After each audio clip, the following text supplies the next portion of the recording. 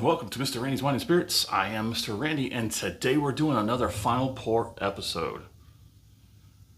If you're new to the channel, hello, welcome, come on in. Always going to have something going on. You never know when something might go astray.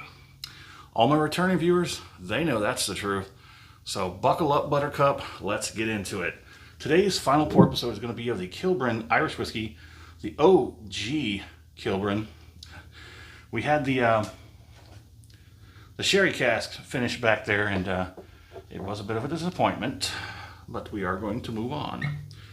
Don't hold grudges. It's not good for you. Have a drink and let it go. Oh, I misjudged. I think I'm misjudging all of these bottles. That's because they're green. It's because they're green. It ain't easy being green. I'll give you a good look at the backside real quick. Not a whole lot to be said there, but you can read that if you like. So, you'll see Bertha. There you go. Don't be shy. Get a little closer. Don't be shy. So, Kilbrin Irish Whiskey. I think I paid somewhere between 20 and 25 out the door. Can't quite remember that off the top of my head at the moment. So, on the nose, it's very, very light. There are very light notes of some kind of fruit, maybe just red fruit or apple, maybe like a light apple. Not sour apple, not a green apple, but just like a light, juicy crisp. A little bit of vanilla and cinnamon, maybe. Oakiness. It's very, very light. It's very hard to pick that up, but you don't expect inexpensive Irish whiskey to have much of a nose on the final pour after several weeks. So today's final pour is where we have the final pour. We compare it to the first pour off the rip and everything in between. In general, a whiskey off the rip sometimes can be very abrasive. It can be have a lot of strength. The characteristics may be a little bit unsettling and unappealing. But what we do is we drink it down to about the halfway point, and we let it be for a week, 2 weeks, whatever it may be. We allow it to off gas, we allow it to mellow out, to balance out, and we come back for a true view, a true review view. So let's go ahead and get this first palating on the books.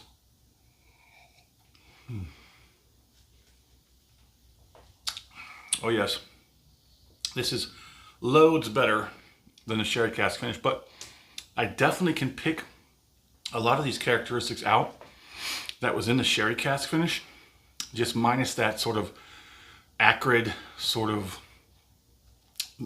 decay and acridness of, you know, the barrels. I mean, maybe it's that batch, maybe it's the barrels that they use from wherever they got them. It's kind of difficult. I think it's very difficult for some of these distillers to make a good finished whiskey, such as Irish, a sherry cask finish or a port cask finish. Sometimes people do it, sometimes they do it right, sometimes they don't. I am not particularly fond of French oak barrels. They just give this sort of off-putting flavor characters. I just have a hard time enjoying it, so I choose not to go towards anything it's straight French oak casks. If it's something like a triple cask, where one of those casks is a French oak, it might be tolerable enough where I'll just overlook it or just try not to think about it. But let's go ahead and get the second palating on, and let's see what she has to say.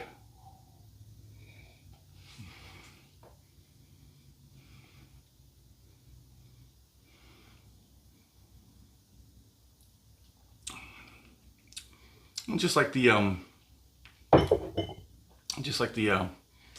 sherry cask finish back there, viscosity definitely waned a bit on the back end, on the bottom of this bottle. Not too bad.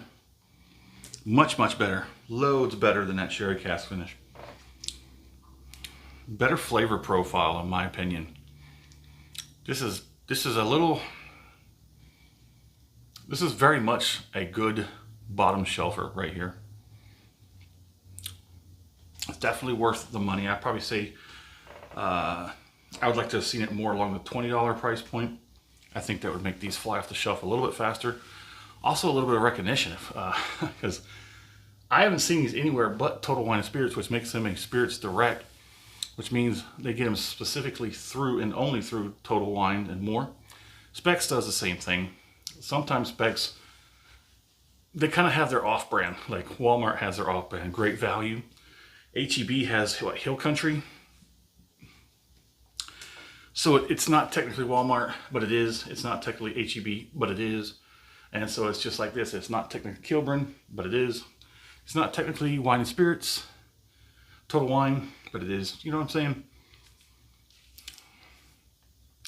It's got a decent enough palate. Much better than the nose. Like I said, the nose it's pretty flat. It's not a whole lot.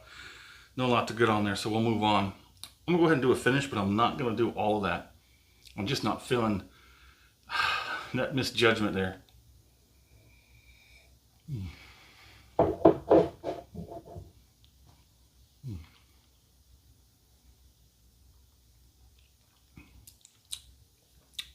Yeah, I'm gonna put that to the side. I'm gonna work on that while I do other things.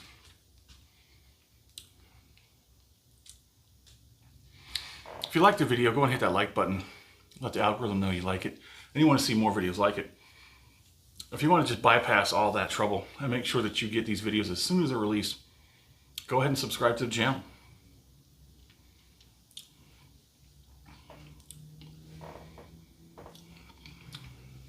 So I'm going to say the finish is relatively well balanced. I don't see anything really pushing much more over a 1, but it is kind of everywhere, all over the tongue, tip, top, sides. Roof of the mouth is even getting a little action. The cheeks, definitely. Lips, yeah. The gums as well. And even a little bit on the back end there. Not a whole lot of heat, but a little bit of effect, a little bit of sensation all over the place. Things are relatively balanced. The whole mouth just kind of feels a little bit tingly and a little bit numb, just a little bit. It's actually nice. It's not nothing spectacular. No whiz bangs going on here, but I definitely don't regret it. It's a great experience, and I think it's a fine bottle for the price point I paid, even though technically it's a bottom shelf bottle. So I'm gonna give this a win. I mean, it's a win. We're gonna say it's a good one. So let's go ahead and say it.